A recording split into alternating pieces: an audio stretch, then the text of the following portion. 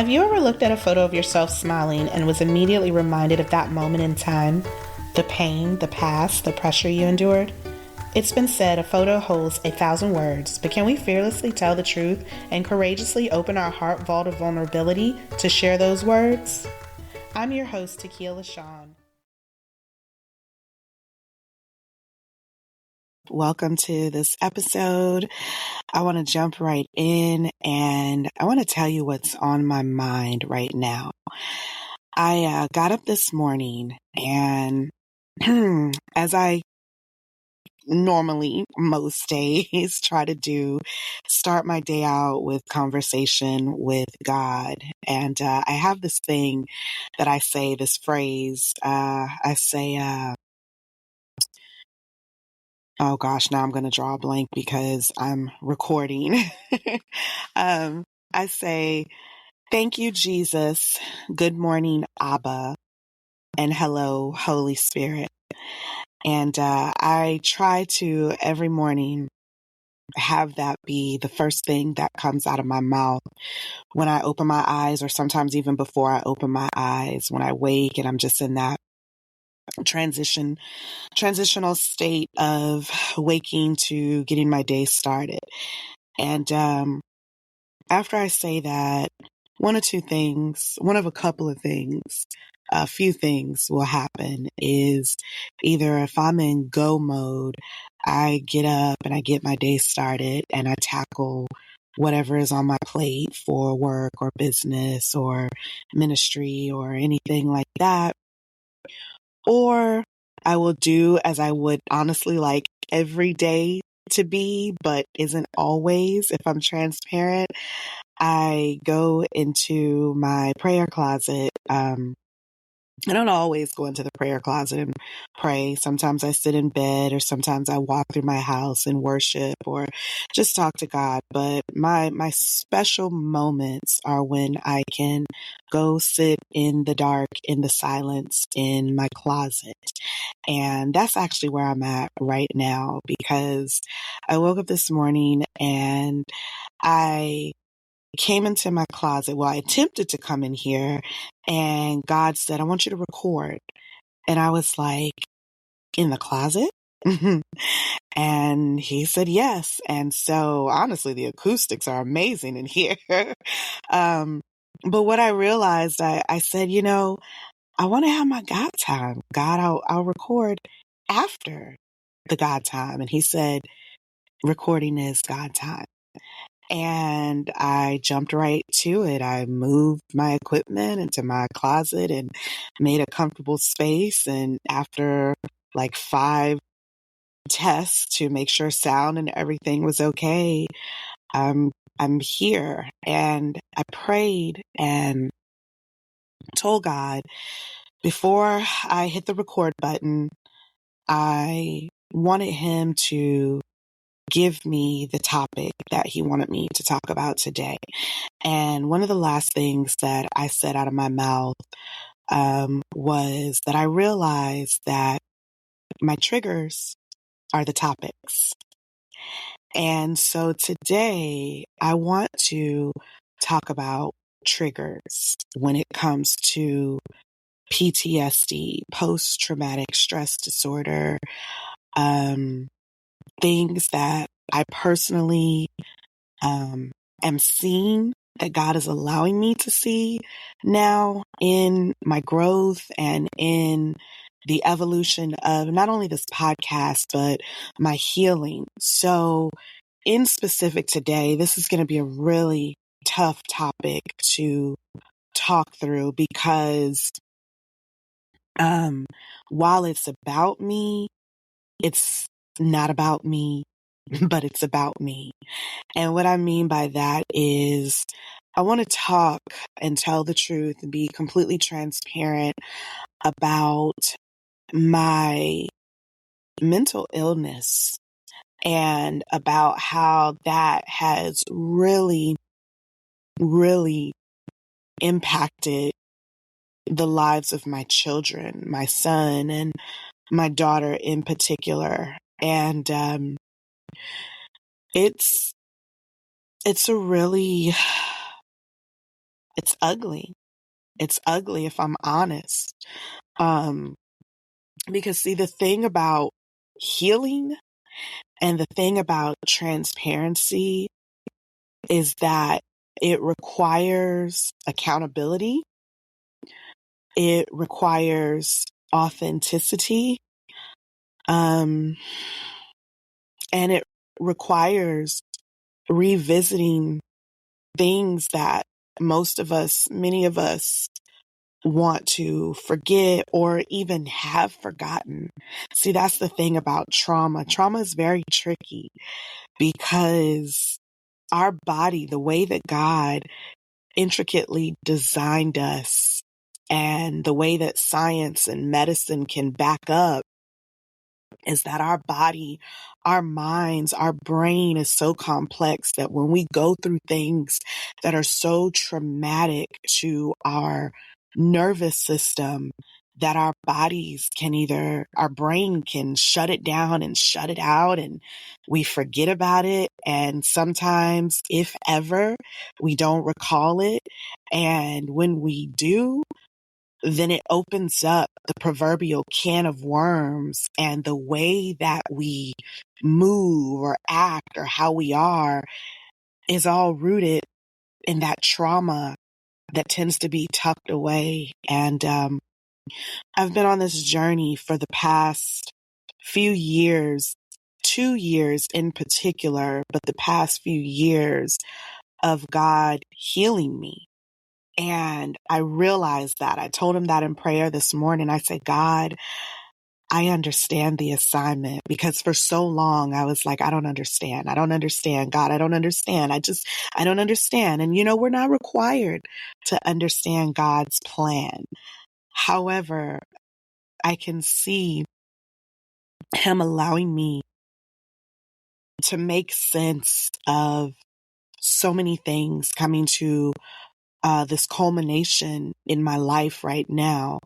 And one of those things is understanding that he sat me down for the last 2 years and made me revisit and started revealing the hidden things and facing my trauma head on and sitting with myself. And let me tell you, sitting with myself was one of the hardest things.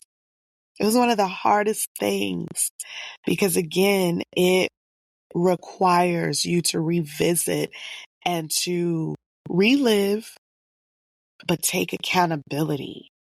And I want to center on that word as I talk today, accountability, because this episode is about me taking accountability for the triggers that my children deal with. And again, like I said, I want to specifically talk about my daughter because right now, my daughter, she's amazing. She is such a beautiful soul. She is more beautiful than she realizes. And she is so strong and so brilliant and so smart and so God-centered. So God-centered. I think back on when she was a child, little girl, 5, 6 years old, and she was an only child at the time. I have two. My daughter is now 26. My son is 20. They're 6 years apart. They're both young adults. But my daughter, when she was about 5 or 6, I can recall her being that young and having a connection with God, with Abba. I call God Abba because he's Father. And I remember her having that connection and recognizing it.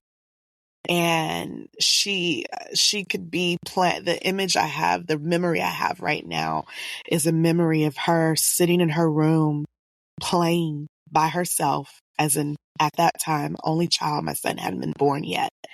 And she was sitting on the carpet in the center of the room, her bedroom, and she was playing Barbies. Gosh, that girl loved Barbies. And she was just happily playing. She had two Barbies in her hand, and she had them like they were chatting back and forth with each other. And I remember walking past her bedroom door, watching her play. And then she did the most peculiar thing. She stopped in the middle of playing with her Barbies, and she cocked her head to one side, like leaned her ear up towards the ceiling, and she just got quiet. She got completely quiet, totally still, and sat there for, I don't know, maybe 10 seconds or so. And then she went right back to playing. And back then, it wasn't long after that I recognized that was her ability to audibly hear God. As she got older, 7, 8, 9, 10, she would do it all the time. She'd stop mid-sentence. And as she got older, she would say, God's talking to me. And I respected that.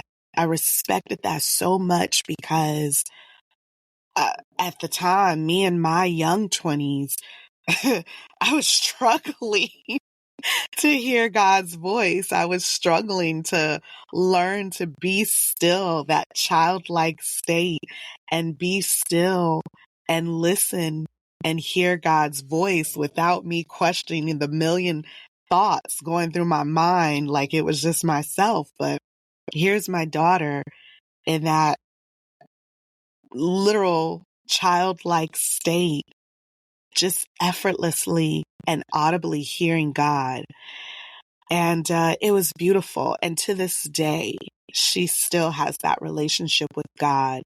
She still does, through all the trauma, through all the abuse, through all of the pain, through all of the hurt. She still has that innate ability to audibly hear God. And I think back on that same day, that same little girl sitting playing Barbies. And I remember another day, her being in her room, that same bedroom, and I wanted her to clean up her room. And she wasn't a messy child. She was a child. She was a kid. She'd take something out to play with, and then she'd go on to the next thing to play with, and she'd go on to the next thing to play with. And me in my, what do you call it?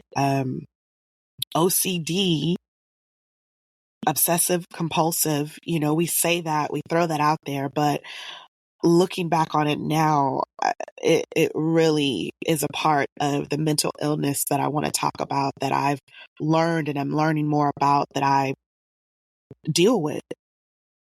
But me, in my OCD, I wanted her to play with this and then put it up when you're done and then move on to the next thing. And if you're going to play with that and you finish with that, then you put that away.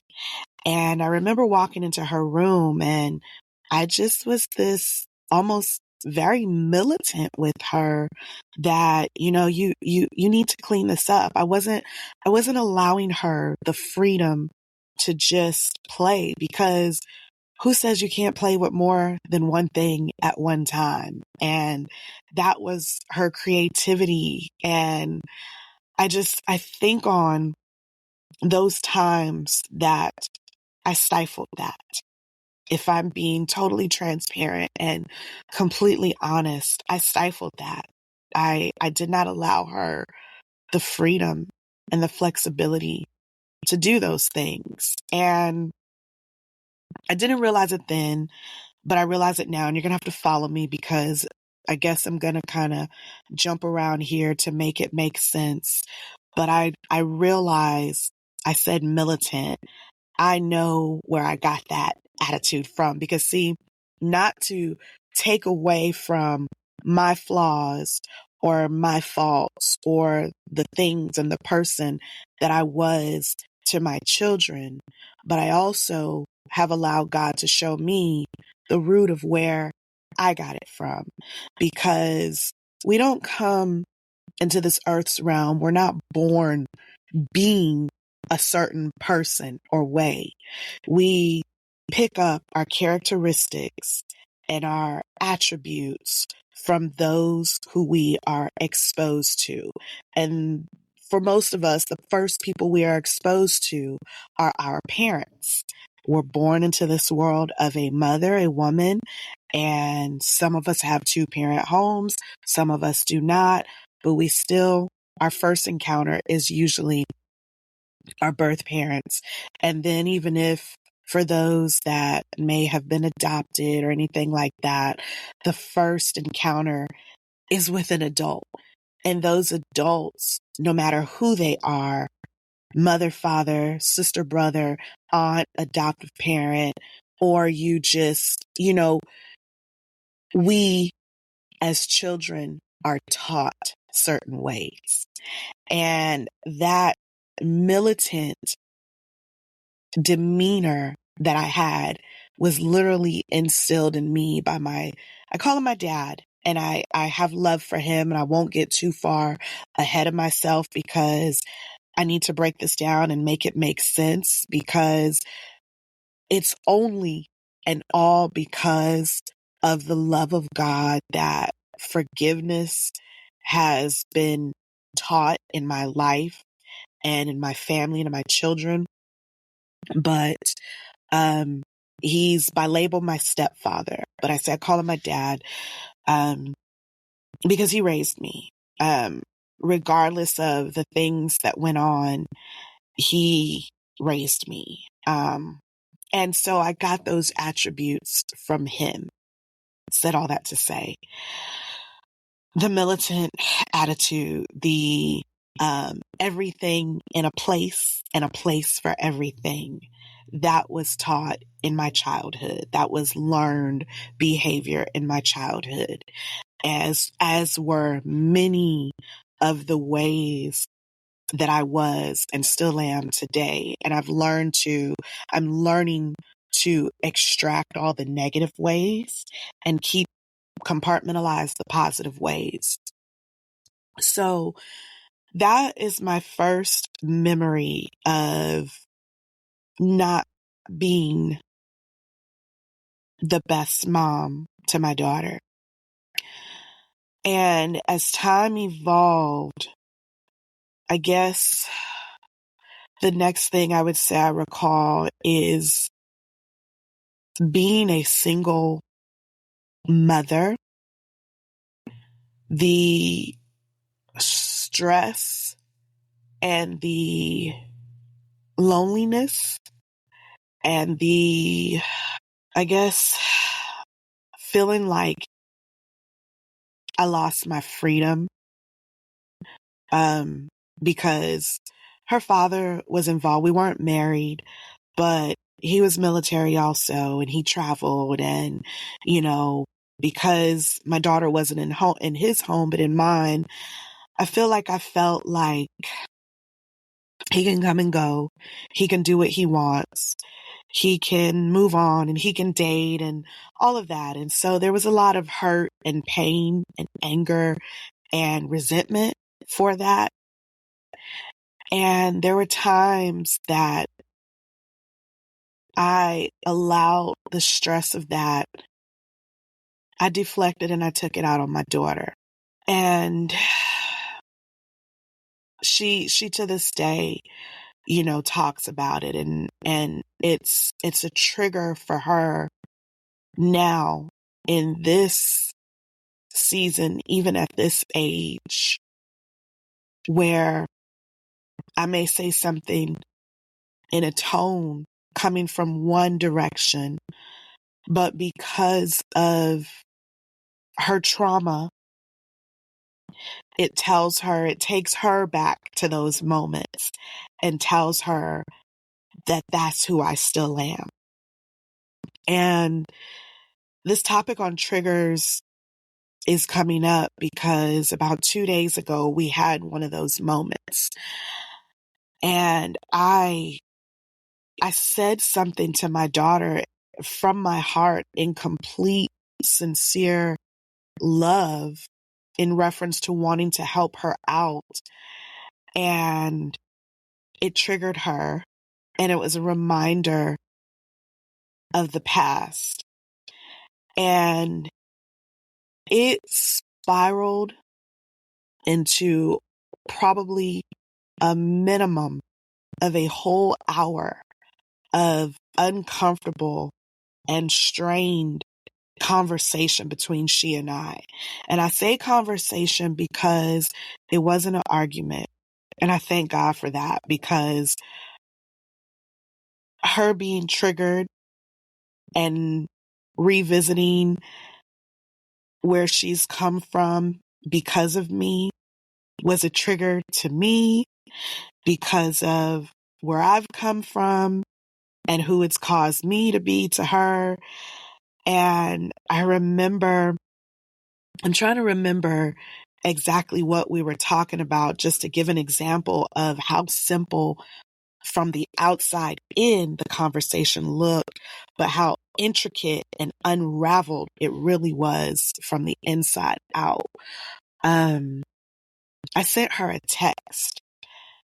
Day before, I sent her a text message, and I had offered for her to have my place. My daughter's in a transition. She's amazing, because I can't say enough about how amazing she is. She's graduated high school and went into the medical. She went to school. Her dream and desire is to be a trauma surgeon. And so she went to college, and then because of the trauma, the struggle from the past, she had to take a break and step away. And she stepped away for the last 4 or 5 years. And in the midst of stepping away, she got into hospitality and started as a front desk, and very quickly, I want to say within a year's time, got into management and became the GM of a very, very big popular chain. And she's done that for years. And I mean, early 20s, making upwards of almost 6 figures. And she did that for herself. And then last year, 2023, we're in 2024 now. And she said, "Mom, I heard God tell me so clearly to, go back to medical school." And so she's done that. And in doing that, she had to make a decision that I cannot be a GM, a general manager of a major hotel, and go to medical school full time. So she's in this transition of leaving that job, getting back in school, and of course, financially, there's a gap there. So I'd offered, going back to the text message, I have 2 places, and so I said, "Hey, I can't stay in both places at one time. You are more than welcome to um, stay here at this place." And we've been here together for less than 2 weeks now, which has been a blessing, because my daughter hasn't been under the same roof with me since she was about 16, 17, because of the trauma. There's a huge gap where when my daughter could get out of my home, she did. And I couldn't understand it back then, but I do now. But this is the time in years that my baby has been back under my roof to stay. And because of her needing the bridge while she's in med school, and I want to provide that to her. I don't want her to have to work and try to go to school. I really just want her to have peace. And so I sent a text message to her, and I said, "I'm going to go back home to Knoxville. You can stay in the place in Georgia. Um, if you don't want to, and I'm paraphrasing because I'm actually talking through what I intended in the text, but sometimes you just have to just talk to people face to face because it can be lost in translation. And so that's really what happened. I won't go completely down that rabbit hole, but my intentions were lost in translation. And I was extending what I was trying to say was, if you don't want me, or it's a lot that will trigger you or remind you of what you went through that I caused by staying under the same roof with me, I don't have to be here. I can go back to my other home. I'd love to stay here, but it's close quarters and I know that can be a lot. So I can go back home and you can stay here.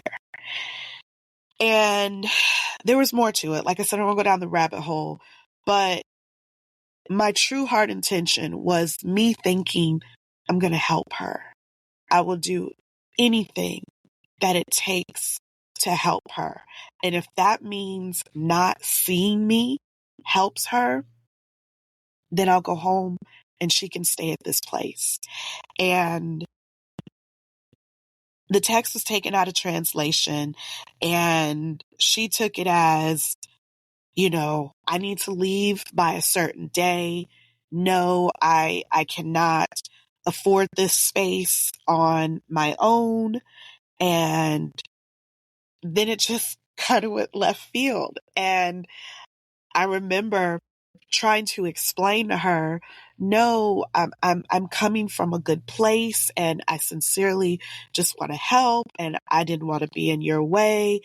And that whole text turned into really a therapy session. Really a therapy session. It was an unscripted, unplanned therapy session. And it was uncomfortable, but necessary because first I'm thinking, why is this such a stress and a strain? I just wanted to help. But then as I sat listening to my daughter, who from that text being a springboard to talking about times when she was 16 and 10 and all those years in which there was abuse. There was abuse. And I won't try to take away from the word abuse because, again, I want to be transparent here. Now, I wasn't, for the sake of myself, I won't even say my image, but I remember my therapist said, I cannot allow people to change the narrative of my life. So for the sake of my own narrative and my own mental peace, I want to put this disclaimer out. When I talk about abuse and I refer to my children, I am not that woman or that mother that punched and kicked or tortured or tormented or did these horrible physical things to my children. But not to negate or take away from either, and again, in particular, my daughter, either of their experiences. I will not downplay the truth of their trauma because what trauma has taught me is that no matter how small or how big someone says it was, it happened. And how it happened for them, that needs to be acknowledged. It needs to be acknowledged. It needs to be recognized. It needs to be accepted because her trauma her experience is very real. I cannot change anything about the past. But what I have done as a mother, and I'm not just doing it now, this is like a lock and key.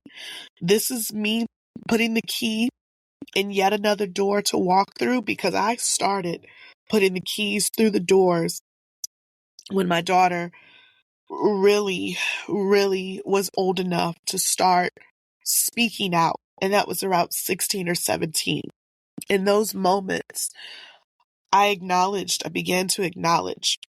Actually, prior to that, I actually wrote and published a book in 2012, Never Forsaken. And I actually talked about my history and the abuse that I went through from my childhood on, from my stepfather, and then relationships. God was doing something in me then when my daughter was small, showing me that this history and this pattern, if you don't take care of it, it's going to repeat. And unfortunately, in the midst of my learning God and Him allowing me to heal, my daughter was a conduit and not a conduit. My daughter was at the end of the recipient of that healing process. And so now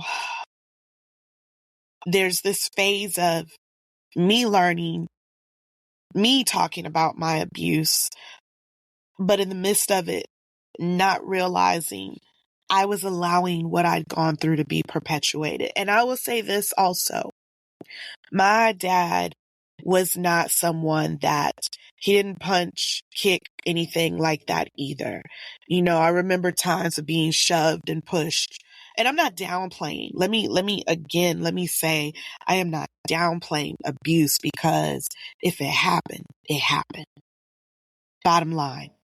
I am not going to sit here and say, well, there's levels and it was just this and it was just that. No, it happened. So I acknowledge that. And in this conversation that started off a text of true intent, of sincerely wanting to help, my daughter is talking to me about times that she recalls that I shoved her into a wall and caused her to hit her head against a wall on the way to church. Times that I screamed and yelled at her, and her body, I remember the shock of her shock of me being so angry and screaming and yelling. I had woke her from her sleep, and she started hyperventilating and blacked out. This is the first time anything like this happened. And she's having all of this is coming out in this conversation just a couple of days ago. We're taught this is all coming out, and it's from years ago. And in my mind, I'm going, how did we get over here? Because see, from two perspectives, me working on my healing and taking accountability and seeking God and doing everything that I know to try to be a better parent, I have to also step into another set of shoes and put on another hat and recognize that she's still healing also. That's where this is coming from. She's triggered. While your intentions were good, you said something that triggered her to a moment that caused her to relive it. And as my daughter was talking, I sat still. I tried my best to sit still and just listen, to not dispute what she was saying, to not correct what she was saying, to not be offended by what she was saying, to not even show hurt or pain at what she was saying. I tried my hardest to sit and hear her and to listen and to acknowledge all of what she was saying, no matter if what she said happened the way it happened or if I recalled it happening that way. Because remember what I said in the opening. I said, triggers are tricky. Trauma is tricky. God intricately created our bodies.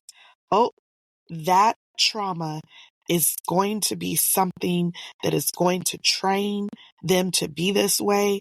That needs to be tucked away to the recesses. Maybe I'll allow it to come out later, but not right now. And in this moment, I triggered her, and her being triggered unlocked that trauma. And when I say I tried my best, let me explain what I mean by that. Because her being triggered, talking about her trauma, was a trigger to my trauma. And I had to sit in that and tell myself, Takiya, you need to hear your daughter. You need to listen to your daughter. Because see, and I say try, because in all transparency, there were moments that I said, I'm trying to understand, but I need you to understand that your trauma caused by me is trauma caused by my dad, who's your papa, who you love so dearly. And there's a circle here because my daughter is very close with my mom and my dad. And my mom and my dad are my triggers and my source of trauma. And you see the cycle? And so that's really hard. It's really hard. But for the sake of my children, for the sake of myself, I have continued to try to work on listening, just listening. And that's not taken away from my baby. I want to hear everything she has to say because I acknowledge, and she said this the day that we talked. She told me, you haven't even sat down and said you're sorry for these things. Now, I will say this. I have many times over, but I also understand that because of her trauma and because of her triggers, I will say it again as many times as I need to. I will say it like it's the very first time. I will listen. I will do what she needs me to do because it's a part of her healing. And I'm okay with that. I am okay with that. And I did, in this conversation, like I said, I tried my best to sit still and just listen and hear, because when you're healing, that's what you need. You need to be heard. You need to be heard. And I think it's very courageous And I think a lot of what's tucked in our true healing helps when we can speak it and say it to the source of where that trauma came from. That's powerful. And it's empowering to the victim. I know personally, because that's what this podcast is about. Behind this smile, I have had a lifetime of trauma, and I have lived through so many triggers. And my daughter is actually the one who God used to turn a key and open a door for me to walk through and begin to acknowledge and understand and recognize mental illness. See, because let's go back to my daughter's childhood. Let's go back to my childhood. Some of the similarities of how I raised my daughter were things that were done to me and taught to me as a child. So when I became an adult, they were innately stuck in there. And when I say innately, I want to talk in simplicity, but from a spiritual level, generationally, there were generational curses. And they were things that God has shown me I got to deal with. And my trauma, my triggers, my childhood, those were things that I passed on. And that was the blueprint for how I was taught I raised my child. And when my daughter at 16, 17 decided, I've just had enough. I don't want to live under your roof. And she left. I will say, I referred to her, she ran away. She did. She ran away. But I realized when I say ran away from my definition, it was she ran away. She's missing. I can't find her. I'm concerned. I'm worried. But in her mindset, she was running to get away. And back then I couldn't understand that. I do now, and I'm still learning.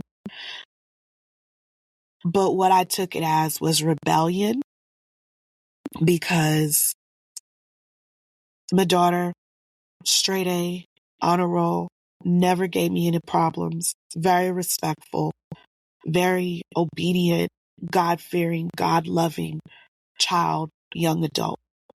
Young child, well, she's an adult now, but at that time, what's the word? Teenager, young adult.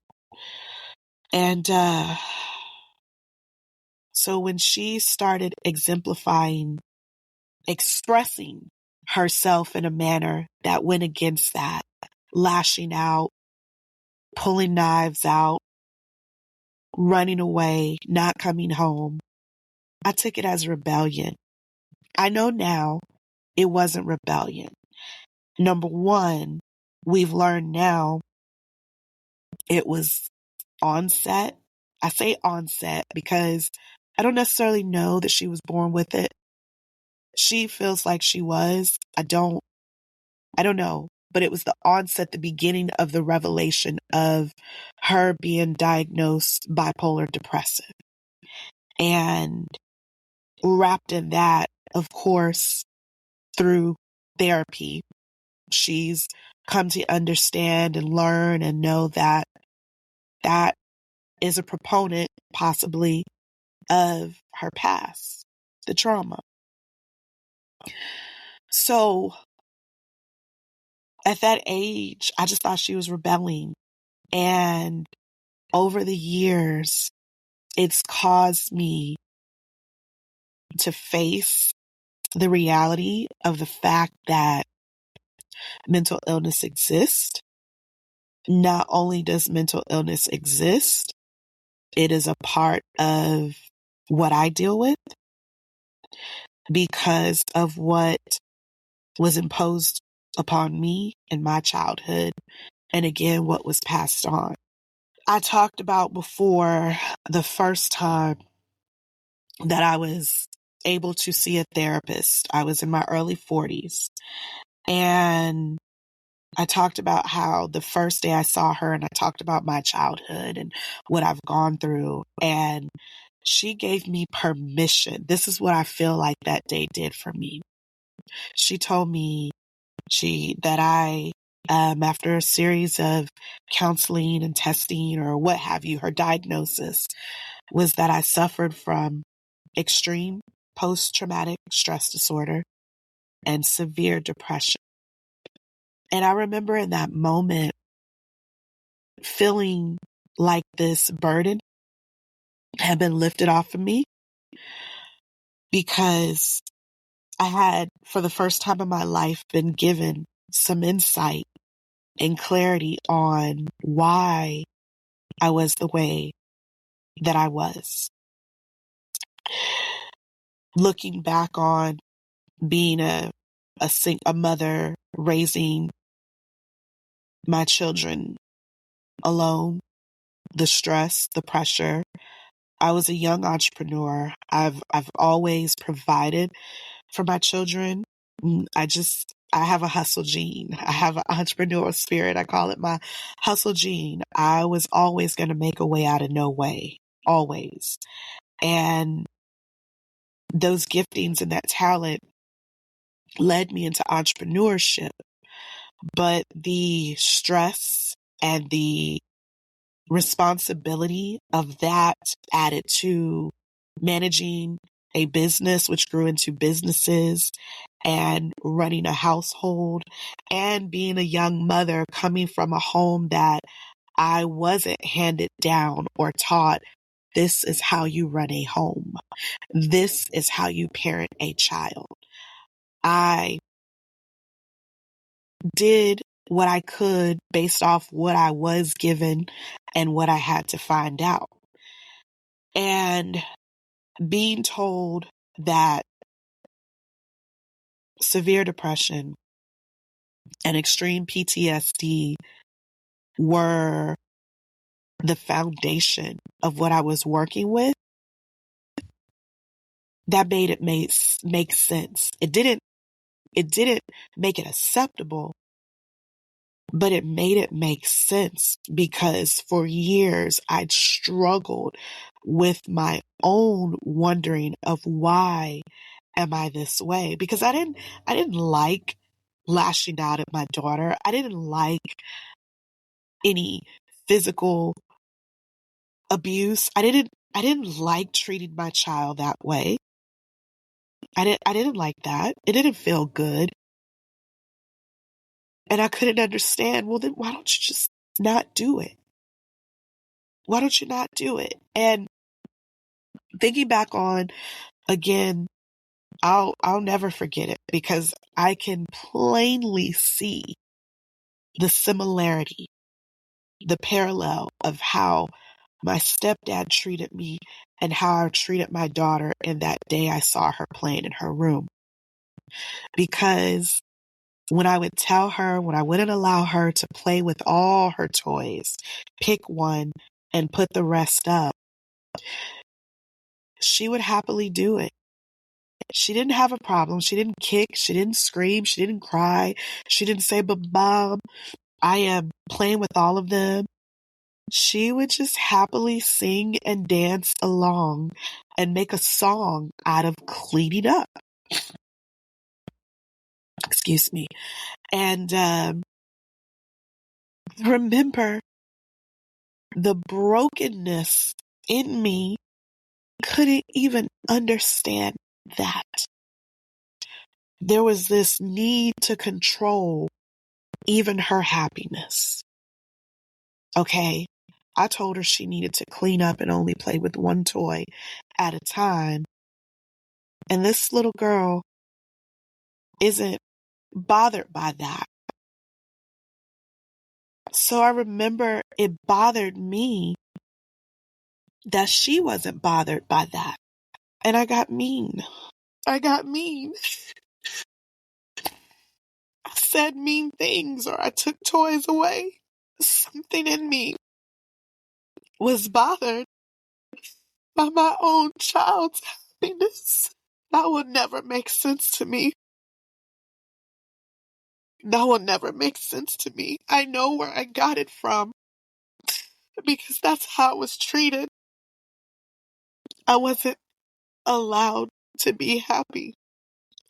I wasn't allowed to have. I remember wanting things as a child and them being taken from me and given to my sister just to watch me hurt and cry. And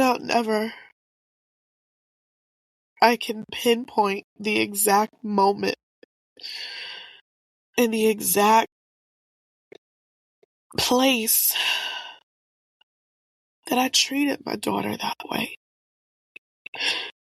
In that room where she sat on the floor playing and learning to listen to God. I'll never forget that. I know exactly the moment. Trauma is tricky. Trauma is tricky. And what I want to leave you all with, for anyone, a victim of abuse or any kind of trauma, the source of abuse or anyone's trauma, I want to leave you with this. The only way that healing can even begin to happen is to sit with it. You have to either sit with yourself and take accountability for the truth that either A, you have caused, or B, that was caused, or A, B, and C, that everything has caused. I'm in a very delicate position in my family because I'm in the middle. I love my mom. I love my dad, but they are the source of my trauma and they are my triggers. I love my children, but I am the source of their trauma and I am their triggers. In the midst of all of this, I'm also in the middle of being the one that acknowledges and wants to talk about the trauma that was caused to me and the connection between the trauma that I've caused. And my trauma, the source of my trauma, my parents, they don't want to talk about it.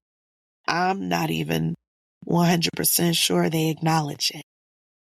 And for me, at 46 years old, I've had to accept that may never happen. And I'm okay with it because Jesus, forgiveness. I cannot, I could not, I cannot, I will not allow my life to stop because others will not have that much power and control over me. And what I mean by that is my own healing is not wrapped up in hearing what they have to say. If they never say, I'm sorry. And I will say, at one point in time, my mother, years ago, we did talk because my mom was not my abuse or anything in that matter. My mom just didn't acknowledge it. She didn't stop it. I don't know if I want to say she turned a blind eye to it, but she didn't receive it when I spoke up about it. So we did some years ago when I was with my daughter, when my early 20s, and angry and hurting and trying to understand me. But my healing was never wrapped up in hearing them say, I'm sorry, or I did it. That's my personal level of maturity.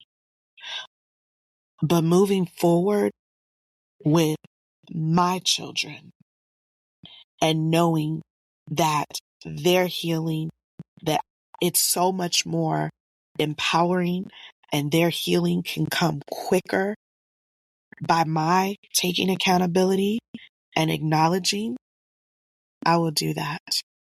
I'm not afraid of that. I love my children. I love my children. And I love myself. And I am grateful for God's grace and mercy and forgiveness.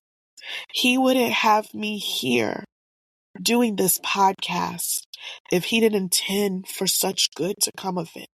That's why I can be transparent. That's why I can talk about this.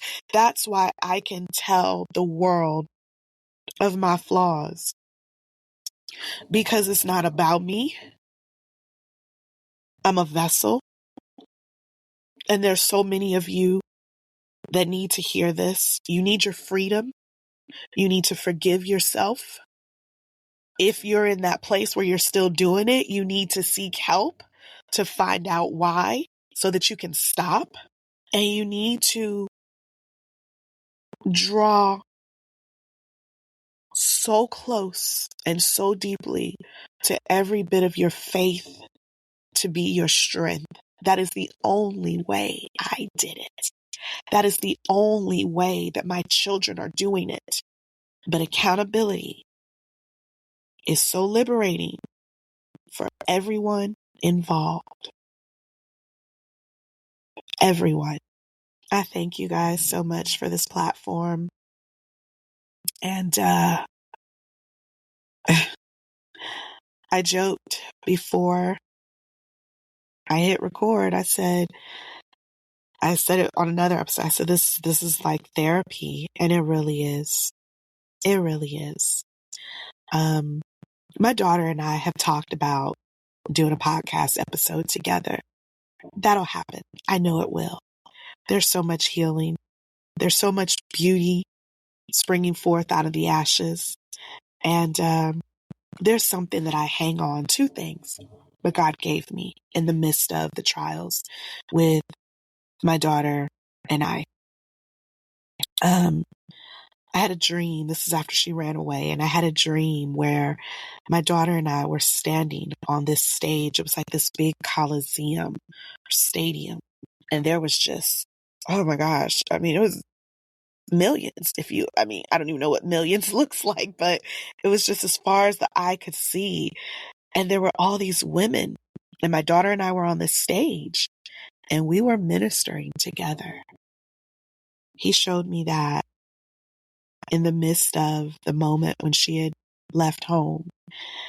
And I held on to that because I knew that God was going to get the glory out of this. See, we're not going to give Satan the glory. My being transparent and glorifying God, only good can come from this. Only good. And I held on to that. And then I also held on to the fact that during this season when my daughter was younger, I got a prophetic word from someone before this even all happened. And I was told that they said, God wants you to know, Takiya, that He's well pleased with you as a parent. And to this day, I hold on to that because I remember thinking, I've made so many mistakes. So many mistakes. And you're telling me that you're well pleased with me as a parent. I've held on to that. That was my anchor. That was my anchor before the storm. And my prayer, and I say this to put it out there, my family We will have every bit of healing. We will have every bit of restoration. I've already seen reconciliation. But my children, they will live happy, healthy lives. And neither of my children are married or have children yet. They've not given me grandbabies yet. What I have endured and what's been done here on a spiritual level is generational curses have been broken. It will not attach to my grandchildren. My children and my children's children will live godly lives. They will live happy lives. They will grow up in homes with peace and love, with two parents. My son, a godly wife, my daughter, a godly husband, and their children will flourish because we're dealing with this now. It stops. It stops. It stops. It stops because I will continue to share the truth of my testimonies behind this smile.